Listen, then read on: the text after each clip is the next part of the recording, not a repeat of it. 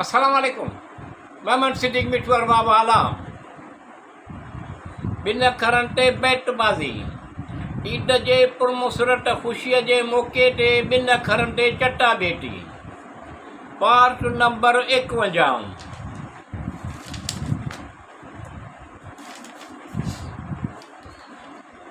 जे अहले नज़र थियण जो मुज़ाहिरो बि कोन कयईं ऐं उन महिल ते कम बि कोन कयईं, माण्हुनि अॻियां ख्वार बि करे छॾियईं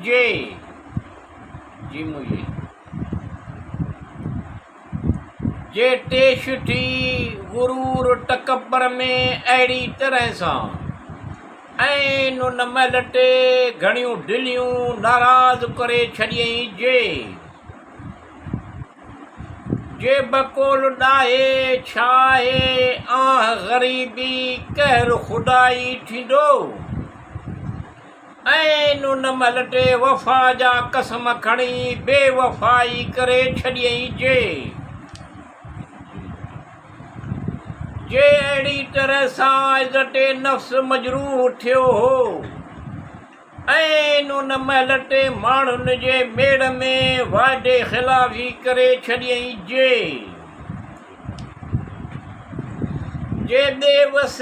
बेवस छा कंदो मिठू कम करीम कंदो रहीम करम रहम ऐं उन महिल ते अहिड़ी त सत सुरी ॿुधाए छॾियईं जे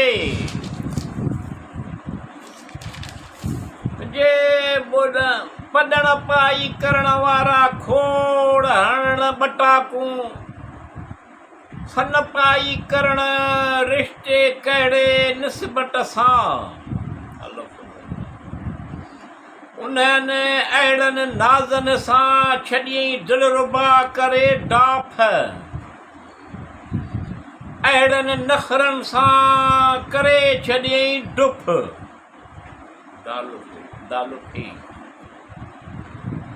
डुफ करे अहिड़नि वाइदनि सां करे कौल ॿोल अहिड़ी तरह सां करे छॾियईं डुफ करे छॾियईं अहिड़नि ॻाल्हियुनि करण सां भरवसे एतबार में वठी करे छॾियईं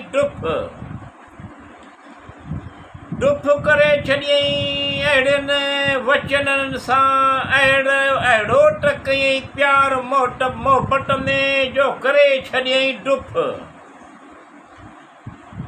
करे छॾियईं अहिड़नि विसवसनि सां दिलरुबा को करार मिले मिठू अहिड़नि वाइदनि इक़रारनि ते टेला तकड़ा कॾहिं कॾहिं आस्तगी बि कम में ईंदी आहे हीअ अहवाल तोखे छा ॿुधायां संताई सुस्ताई साणाई ओनू इंतज़ार उन सां उन जे 4 ॾींहं चाह सां जेसीं अठि पुठ मुठ सिलसिलो किथां शुरू थिए फ़लसफ़ो किथां शुरू थिए किथे ख़तमु गुज़रंदड़ वक़्त सां